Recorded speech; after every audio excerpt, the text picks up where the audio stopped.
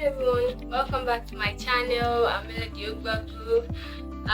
Before we start this conversation, don't forget to like, share, subscribe, and also drop your questions and your opinion under the comment section. I'll be glad to reply. So today we'll be talking about environmental sanitation, advantage of environmental sanitation, what environmental sanitation includes, and also how to improve environmental sanitation in your community. Environmental sanitation is the fundamental process of collecting and disposing waste, all kind of waste, safely to protect and provide a healthy living for every individual in the community, in your community. For example, like different houses now, most different households, they put different kind of waste bin in the compound, like 5 waste bins and a different indication. This one is for paper waste, this is clothes waste, this is plastic waste.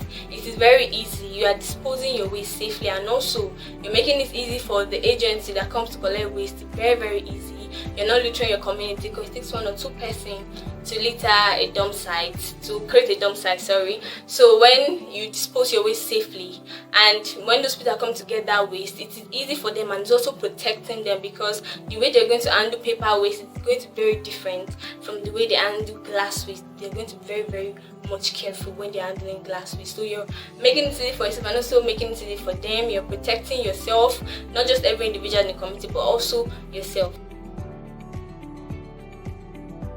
Now, let's move to personal hygiene and environmental sanitation.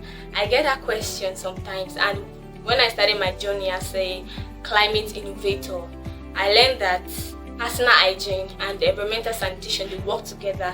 You might be thinking personal hygiene, environmental sanitation, it looks so different. Personal hygiene is so personal, not environmental is public. But when I started my journey, I get to learn and understand that they work together. First of all, do hard things. There's a code, do hard things, which is by Fred Swanica. If you don't know him, he's the founder of ALU. And when I heard that word, those 2 words, do hard things, you might be thinking doing hard things is doing big things, cracking different things. Like, yes, it's part of it, doing hard things, cracking different things. But let's go deeper. There's something to it. Doing hard things, to me, when I learned it in my own journey, because when I'm very young, I loved to, I've always been this person down to make change, down to do big things. But when I started growing up and I started understanding better, I learned that if you want to make change, first of all, start to take a step one by one. And those steps you're taking, they might look so simple, but when you take a step, you start taking a step, you're already working towards that dream. You're dreaming of that. You're already achieving what you're dreaming of. So doing hard things sometimes, then let's implement it to the environmental sanitation aspect, the environmental world. You might think doing hard things is just cleaning your community once a week, dedicating 2 hours of your time. No. For example, let's use an example. You're passing your street, you're walking down your street, and you meet a dirt on the road, like it's very dirt on the road, and you pick it up. When you pick that dirt, you go and dispose it properly. That is doing hard things, because not everybody will want to do that. Sometimes you'll be like, am I the one that do it? Do I care? Of course, if it's there, I'll pass. It's not disturbing me. But that is doing that because not everybody wants to do it. But because you know that this is not meant to be here, you know the right thing, this should not be here. You don't care who did it. You just want to make a change, because when you see that then you pass it, the next person throw again and pass it. It's already creating a dump site. You know that this is not meant to be here. So you pick it up. Or for example, when you're driving in your beautiful car, because no matter how high the car or low it is beautiful. Like, you work hard to get that car, and you meet a dirt on the road, and also come down to pick that dirt and go and dispose it. You sacrifice like 2 minutes of your time, 1 minute of time to do that thing. In your car, like you open your car door and come down and pick that waste. And no matter if you're a big man, you're a small person, you are rich, you just do that because you know this is not meant to be here. And now let's go back to the personal hygiene aspect. If you don't have a good personal hygiene, can you do that? You tell me. If you don't have a good personal hygiene, when you don't see a reason to clean your home, you don't see a reason to wash your hands before and after eating, you don't see a reason to bath regularly, you don't see a reason to wash your dishes, are you going to see a reason to clean your streets? Because when I started my journey as a climate innovator, I started cleaning streets, and I get to meet some people that they're so excited, like, oh my god, I want to help my community, I want to clean, I want to do this, I want to do that. They are very, very excited. And when they start, like 2 weeks, they're already tired. They feel like it's a burden. Why? And I get to find out that most of those people, they don't have a good personal hygiene. They don't see a reason to clean their house. That time it's just the excitement, the euphoria, like, oh yeah, I'm helping people, other people are doing this, let me just do it. So if you don't have a good reason to clean your home, you're going to see that some small time, it's a little time, it's going to be like work, it's going to be like burden. Am I going to keep on doing this for a month? That is it. But if you have a good personal hygiene, you are already seeing a reason, you don't have a purpose. I don't want this to be here. I want to make my community a safe place. Then you can say, okay, like no matter you're tired, no matter you're weak, I experience that sometimes when I'm tired, I just have to get up and just have to do it. Sometimes some people will never show up. People will plan together to clean the community, will not show up, and we just have to do it to the other people. That's it. You're motivating yourself. People want the motivation. It's not there. So that's it. But if you don't have a good personal hygiene, you cannot do it. So most times, even if you want to help your community, I would advise you, check yourself. Do I have a good personal hygiene? And when you check yourself and you find that you don't have a good personal hygiene, then start to work on it before you can help other people. Help yourself first before you help other people. That's just it. So you start seeing a reason to keep my surrounding clean, to sweep my compound, to sweep my parlor, to clean my house, to wash my clothes. You start seeing a reason. Then you can also, that's when you can see a reason to clean your community. It's not just the excitement, having a reason and a purpose to do that thing. What motivated you? What was the experience? I want to do this, I want to help other people. And that's it. So let's move to environmental sanitation. Environmental sanitation also include human excrete control, managing our solid waste. Now I said human excrete control. Like now, I don't know if you've experienced this. If you've experienced this, write down in the comment section. You know, sometimes, most especially guys, when they're walking down the street, they just dip their trousers and do their business. Environmental sanitation can help in human excrete control, controlling the way human just do their business on the road. It is very bad. It affects us. It affects you and also other people in the community. It's also environmental sanitation. So include managing our solid waste, our water, our surface water, and all of that. And now let's move to the advantages. This is just the exciting part for me. This is what you can get if you do environmental sanitation. If you clean your streets, your surrounding, this is what you can get. Environmental sanitation. First, I say what is the purpose of environmental sanitation? If you ask yourself that purpose, then you can easily get the advantages already of environmental sanitation. But I asked myself that, and I'm going to tell you the answer I got when I asked myself that question. It's environmental sanitation. The advantages is number one, it's reduce chemical and noise pollution.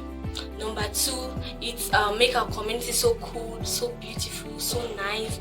Number three is stop waterborne diseases. Number four, it's stop transmission diseases. For example, diarrhea, which has been a major cause of malnutrition for children. Diarrhea can be reduced or can be stopped with environmental sanitation. Okay, now so I'll be telling you now, since you've learned about the advantage, there are a lot of advantages. I'm just giving you some tips of what you can get if you can clean your community. And when you see this kind of advantage, why do you not want to do it?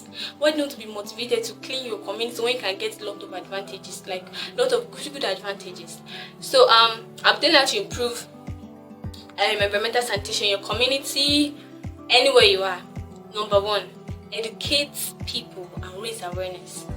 Yes, make people understand. Some people you're seeing, they are not ignorant, they're just not informed.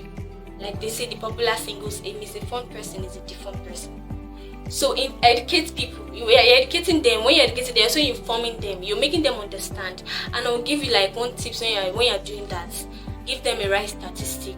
Make sure you use the right like a motivating word to motivate them, like, okay, do you know that this is happening in our country? Do you know that we're facing this and stuff like that? You're educating them. When you're educating them, you're also motivating them. You're raising awareness to this. It's not almost you do big things. Just see anybody on the road, like, okay, please, can I just borrow 1 minute of your time? We'll talk to you about environmental sanitation and stuff like that. Also, I'll be telling you ways on how you can do that. You could be like, okay, yes, some people want to do it, but you don't just know the ways to educate people. Number one, you can start with campaigning. Yes, you can start with campaigning. And I'll tell you that when you're starting, it's not everybody that's going to key into what you're doing. Apart from if you even want to clean your communities. If some projects you want to do, not everybody will be keen to what you're doing. Not everybody will love what you're doing. Not everybody will see the possibilities. Like, oh yeah, this thing can go far. Let us see. Let us think big. Let us think far. not everybody. So most times when you start this and some people like, oh, I don't think this is right, I don't think I like this, I'm not sure I'm getting this, don't feel so sad. Sometimes it's just like that. Not everybody will see hear your idea, I'm like, wow, I love it, it's so nice. Some people might do, but not everybody. So we can start the campaigning. First of all, I think you should target youths first. Targeting youths, because they're the leader of our future, of tomorrow and stuff like that. So you target youth first. Going to different, when you see people on the road, tell them, okay, please, it's not much you guys are much when you're doing a campaign. You can start with 1 person, 2 person, you can even start with only you and just going to different doorstep. Okay, please, can I just borrow one minute of your time? Secondly, you can also start with posters. You will see some posters on the road. You already, when you see that poster, you already understand what they are doing. Like most of all these church banners, when you sit on the road, you already understand, like, oh, they're having a conference. Even if you're not going to go, you already know that this thing is happening. So you can start with poster, pasting it on the walls, on the street and stuff like that. That is a way to educate people. If you're not yet, if you don't have a good communication skills yet, but I will tell you, start with campaigning, because it's also improving your communication skills, it's also making you believe in yourself and all of that. So you can start with campaign, talking with people, you're also improving yourself, helping yourself too. But you can also go with poster. When they see that, they already know that, oh, literally in our streets the bad thing and stuff like that. Just posters, you can go to different gates and just drop it on the, when they're coming and say they're going to see it. Secondly, you can start to use social media just like the way I'm doing right now to educate you on environmental sanitation. So you can also use social media. You can start from Instagram, YouTube. It may not only be YouTube, Instagram, YouTube, TikTok, Twitter. Start to write short posts, LinkedIn, different kind of things. Different kind of social media you can use. Start with that if you already have a phone already. So you can start with social media. That's like 1-3 ways you can improve environmental sanitation, educate people. You can also start with implementing a strong waste management system in your community. And when I say that it does not mean you have to do that straight, take it to court and stuff like that. You say implementing. When you implement something big, you can start with yourself by telling your friends. Make sure that when you're disposing your waste, you dispose it properly. You're already implementing it's a rule for you already, telling yourself, no, I'm not going to do this. Number 1, I should not dispose my waste anywhere I just see it. I should dispose it properly. Then you can start with infecting your friends with that idea already. Telling your friends, okay, don't do this. And when one person starts with that, the next person tell the next person, like 5 of your friends already are aware about this. They start implementing that rule in their life, like, okay, I'm not going to dispose my waste at this place and stuff like that. You're already implementing a strong waste management system in your community with you and your friends already. You can start with your friends and all of that. Number 3 is encourage upcycling and recycling. When I say recycling and upcycling, those wastes that you want to go and dispose in the disposing, when you want to go and dispose your waste. First of all, you can, if you know that when you want to upcycling, first of all, the meaning of upcycling, when you're giving your waste second life, they can transform like a clothes waste into another different thing entirely. So you're giving that waste a second chance to live, a second life already. That is the meaning of upcycling. So those waste now you might not have those equipment to start it too, and you might be so busy to start, doing those things. You might be working and stuff like that. So that's okay. With those waste now, when you want to go and dispose them, you can give it to those people who are already helping the community by upcycling those waste. They're already doing this business, they're already into this stage. You can give it to them, you can sell it, you can dash it out, using to donate it. You're also donating, you're doing some donation, donate it to them, like, okay, I want to give you my waste, I want to give you my glass. Because we use different ways now to create different things. Like when you watch YouTube videos, when you watch videos on how they can use clothes with glue to make some certain kind of bricks, when you can use plastic to make bricks, I do that. Plastic and sand, upcycle them, turn them into bricks, I do that. That is where I'm actually based at. So different people use that kind of waste to give that waste a second chance. And also, if you're watching my video and you know me and you want to dispose your waste, you can just tell me in the comment section, I want to dispose my waste. Please come and give me, I'll gladly collect it, okay? I will gladly collect it. You're donating it into my organization and all of that. That is actually the best way to improve environmental sanitation. So I hope like this video now, you're watching it Thank you so much for watching it, for making me steal some minutes of your time. Thank you so much. And don't forget, after watching the video, make sure to write your lessons, what you've learned under the comment sections, what you understand, give me another definition, how you think we can also give away second life, what product can we use this. You can just write it up, ready to listen, here to reply. And also don't forget to like, share, subscribe, drop your questions and comment in the comment section like I said earlier, so I can keep us shining bright for more videos on environmental sanitation, different kind of topics. You can also drop a topic I can speak on next time. I'll be glad to do just that. So don't forget to do that. So keep us shining bright like a diamond. I remain Melody. Bye.